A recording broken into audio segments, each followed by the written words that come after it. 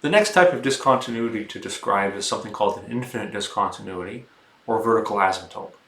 And it's defined in the following way.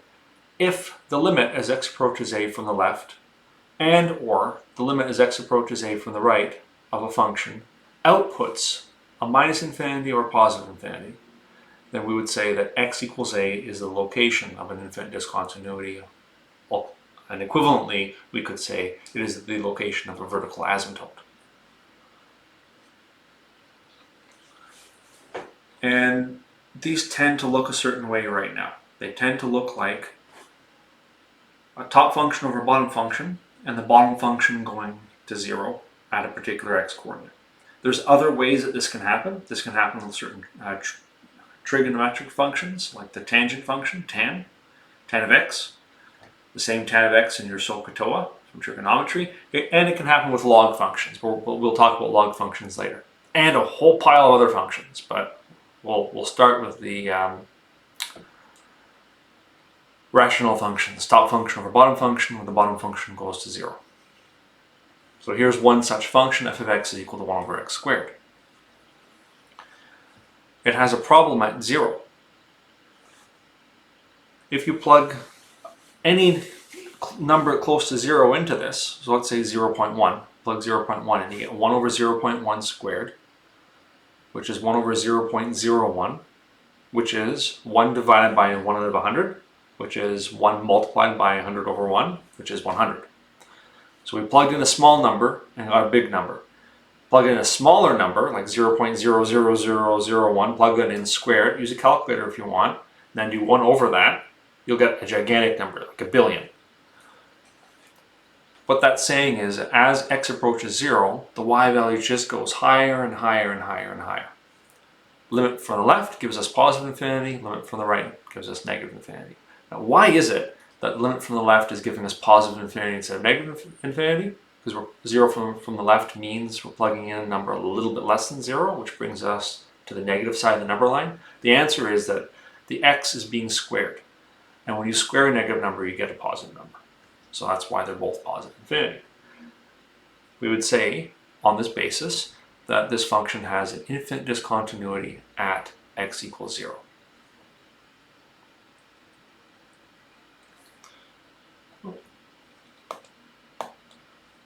And if it doesn't have a graph, it doesn't have a graph. I'll quickly draw a graph. What does it look like?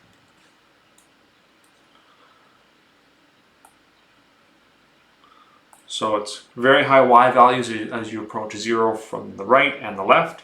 So that'll look like this. What happens when x gets really big? Like plug 10 in, 1 out of 100. So 0.01. Plug 1,000 and 1 over 1,000 squared, that's going to be tiny. So what's going to happen to the y value as x goes to infinity is the y value is going to go to 0. This is a topic we'll describe in much more detail at the end of the course. On the left-hand side, the same thing happens. We get this type of behavior. So we can tell from the graph there's a discontinuity at 0, and the type of discontinuity is an infinite discontinuity.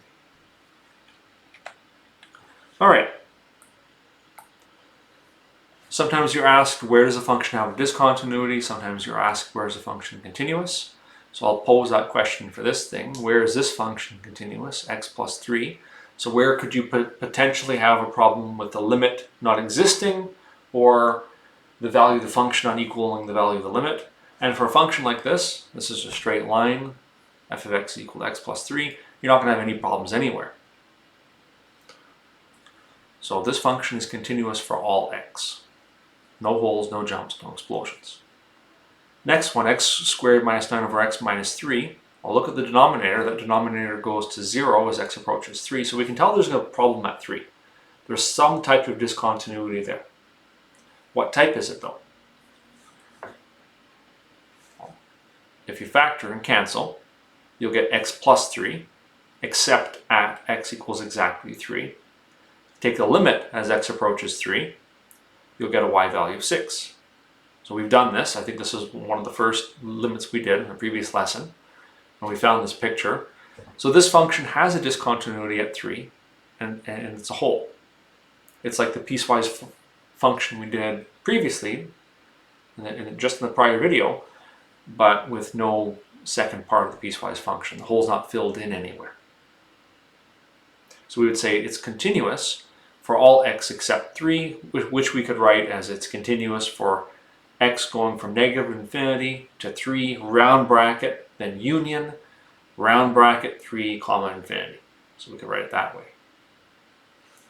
Next one, piecewise function that's equal to exactly a y value of 5 if x is 3, and it's equal to a y value of x plus 4 for all other x values.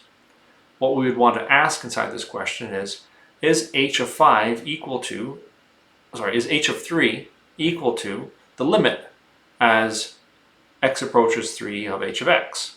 So h of 3 is equal to 5. What's the limit as h approaches 3, as x approaches 3? The limit as x approaches 3 is going to be 3 plus 4, which is 7. 7 and 5 are not equal, so this function, it's a straight line with equation x plus 4, but the hole has been cut out at x equals 3 and has been filled in at a lower y value. It's been filled in like this. So it's continuous for all x values from minus infinity up to 3, and all x values from 3 to infinity, putting round brackets around the 3 on both pieces of that. So that's just writing it out. In a classroom, I'd pause, and this would be 10 minutes, 15 minutes of discussion. So that discussion is going to have to happen in office hours or during the Q&A sessions. Oh, in terms of the terminology, we would say first one's continuous everywhere, and the next two have holes carved into them at particular x coordinates. And other than those points, they're continuous at all other coordinates. All right, here's the next type. The value of the function is equal to 0, so a y value of 0, for all x values less than 1. So if x is equal to negative 10, the y value is 0. If x is negative 9, y value is 0. Until you hit the x value of 1, and then it abruptly changes to a y value of 1 for all subsequent x values. So that's what this looks like.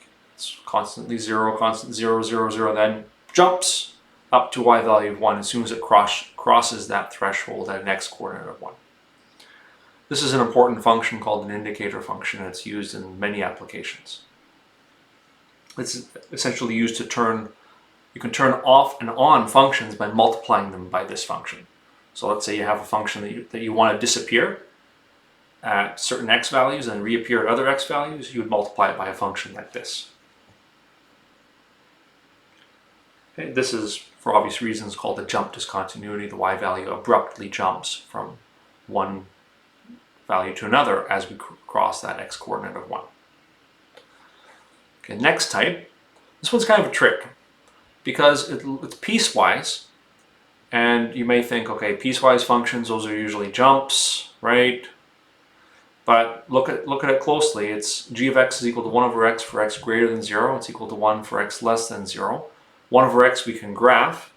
It has this type of a shape. So that's for x greater than 0. If x is less than 0, it's a y value of 1, less than or equal to 0. A y value of 1, so it looks like this. So what's that? Is that a jump? No. It's actually an infinite discontinuity because an infinite discontinuity takes precedence over a jump. If the limit from the left and or the limit from the right gives you a plus infinity or a minus infinity, then we will always say that at that coordinate there is a vertical asymptote or infinite discontinuity. But other than that, it's continuous for all x values. Just like the above one, I forgot to say, is continuous for all other x values except that x is equal to 1. For this one, it's x is equal to 0. Now the last one, absolute value function. We haven't talked about absolute value functions yet. What is it? What is this thing? How does it work? Well, the absolute value of x is a V shape. If you plug in positive numbers, there's no change. Absolute value of 3 is just 3. Absolute value of 2 is just 2. If you plug in negative numbers, it turns those numbers positive. The shape of a graph that does this is like that. Well, that's the axes. Hold on, I gotta draw it still. So what I'm showing here is absolute value x.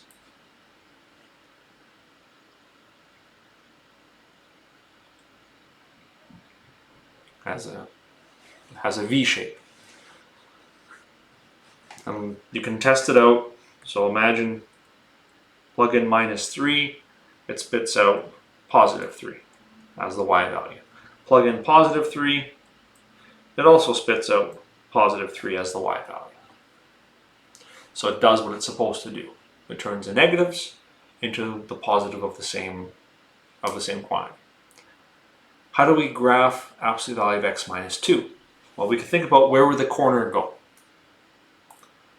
The corner, like the Sharpie point, the sharp edge, is going to happen when x is equal to 2. That's where it's going to switch its type of behavior. So it's going to look like this.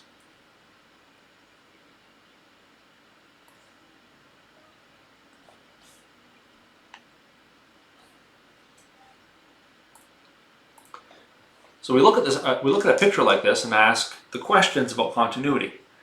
Is there any spot on this graph where the limit doesn't exist? Is there any spot on this graph where the value of the function is not equal to the value of the limit? In other words, do we see any jumps? Do we see any holes? Do we see any discontinuities? And the answer is no, we don't. So this function is continuous everywhere. It has no discontinuities. It has a different type of a problem at that corner, and we'll talk about that problem later.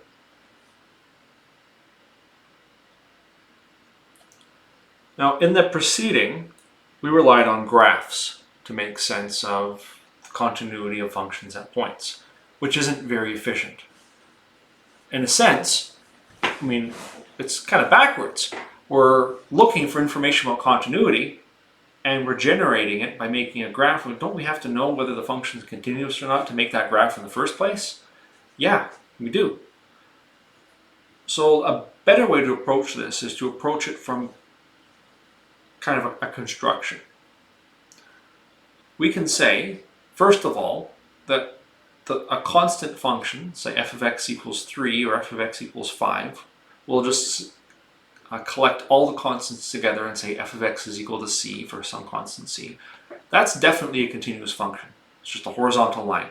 There cannot be any jumps or holes or explosions for a horizontal line. The next one, f of x equals x, is also going to be continuous for all x. There can't be any holes, jumps, or explosions. So those are the ingredients that we start with. From those ingredients, we can build some rules.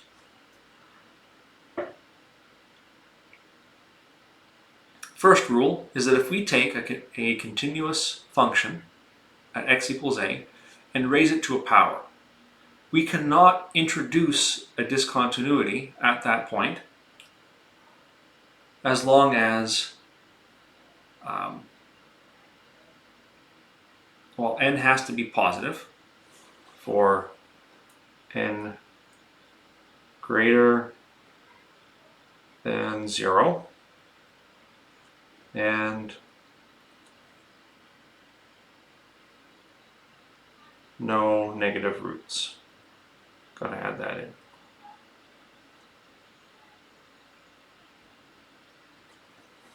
I want to make sure it's defined. I don't want to operate outside of the domain. So that's one thing. If you take a function that's continuous at a, raising that function to a power cannot introduce a discontinuity unless we're raising it to a negative power, which can introduce a discontinuity. If we have 0 to a negative power, that's 1 over 0, so it's undefined. So part 4 says that if we take two continuous functions, f and g, and add them together, we cannot introduce a discontinuity that way. 1 second. And the same is true for subtraction. So if we do f of x minus g of x, we can't introduce a discontinuity at a if there wasn't already one there.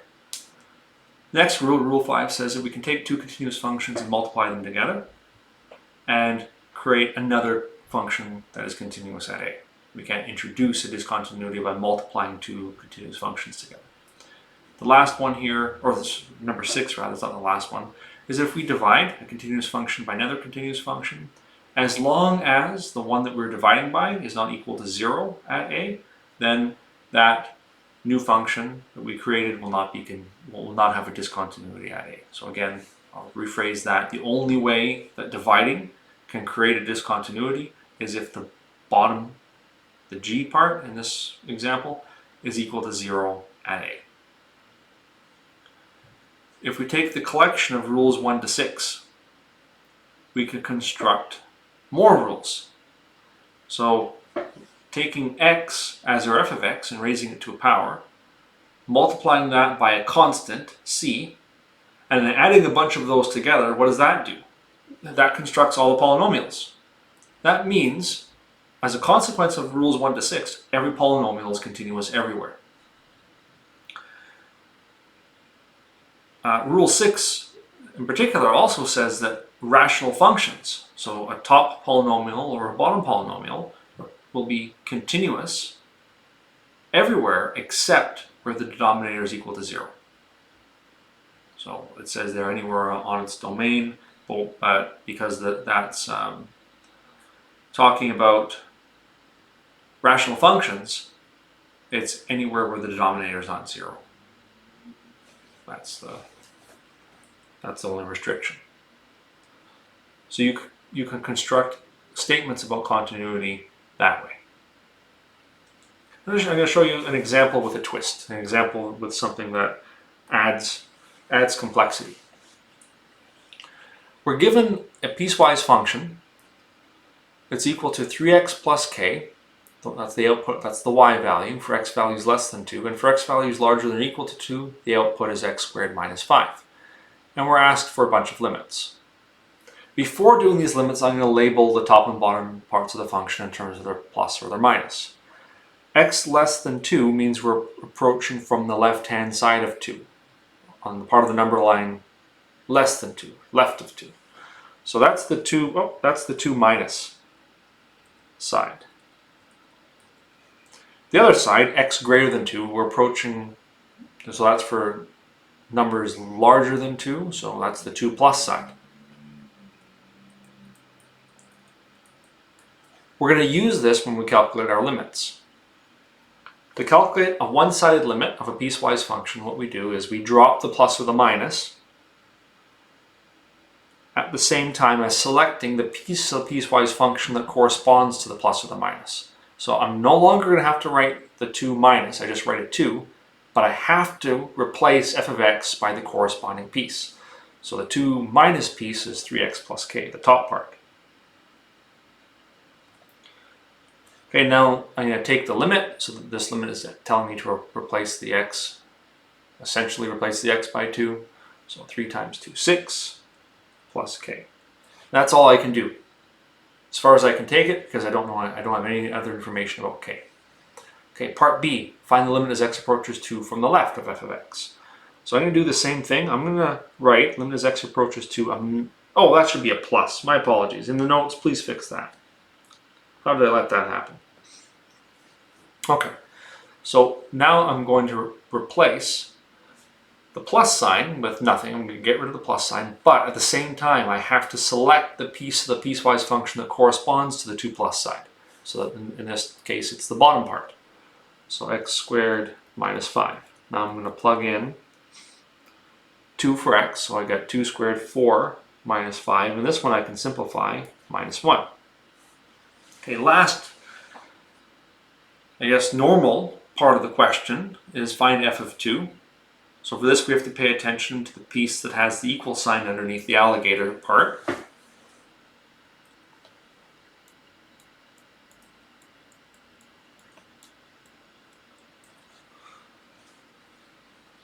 So I'm going to highlight that this equal sign, I gotta be a little more careful with my highlighting.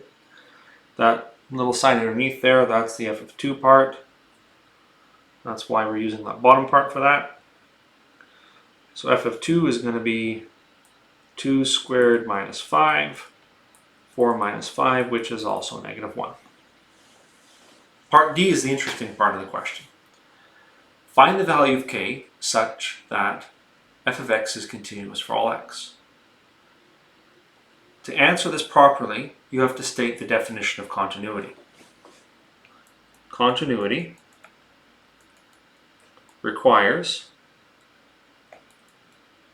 that at every point we have the limit as x approaches a of f of x equals f of a. The top part is a polynomial. The bottom part is a polynomial. Each piece separately is going to be continuous for all x. The only point that we're concerned about is where it switches from one piece to another piece.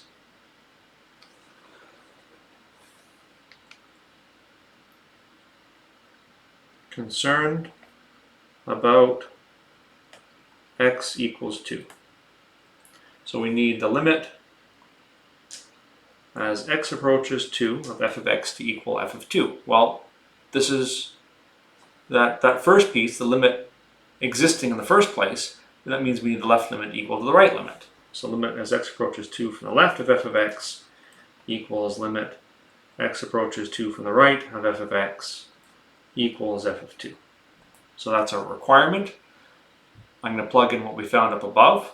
So the left limit was 6 plus k. The right limit was -1. And f of 2 is equal to -1. I technically don't need to write both of those since they're the same, but I'll write them anyway. So 6 plus k equals -1.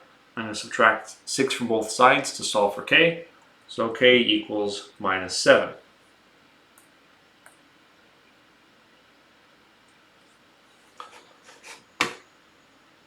I'm going to show you a software tool called Desmos that you can use to convince yourself that this answer makes sense.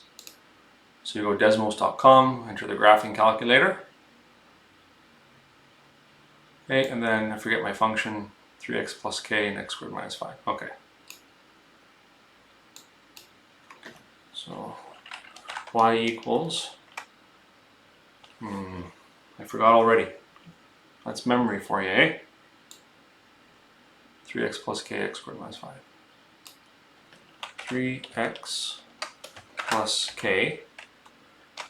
I'll add a slider for k. And then y equals x squared minus 5. And I'm going to put in the x greater than 2.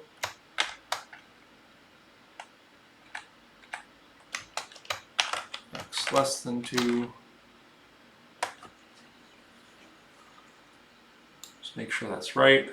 It's less than 2 for that part. Okay, so that's what this function looks like if we select a k value of 1.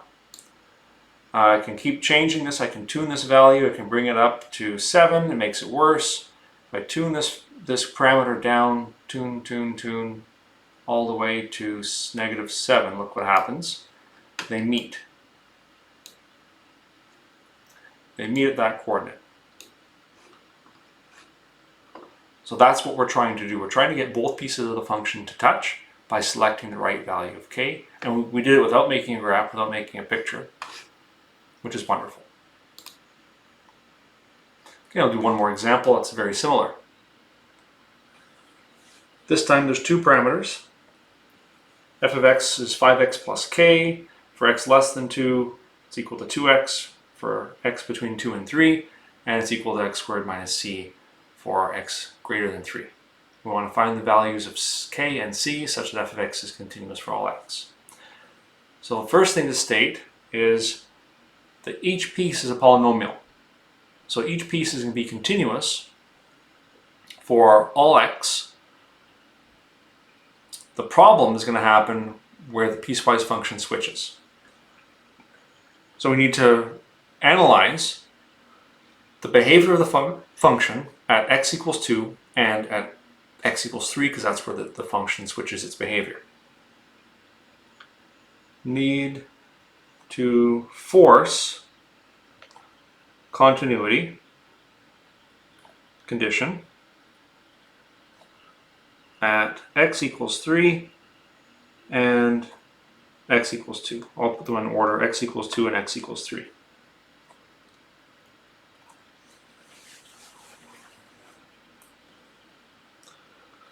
So I'll split this in.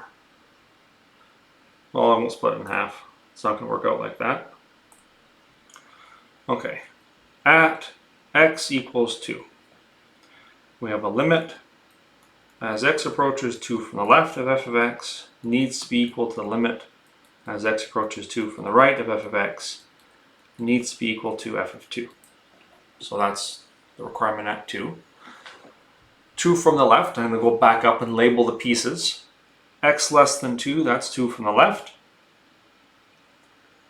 X between 2 and 3, that's 2 from the right, that's numbers larger than 2. So now I'm going to plug in those pieces for the left and right limits. Drop the minus sign on the limit, so limit as x approaches 2 without the minus sign. Now select the part that corresponds to the minus sign.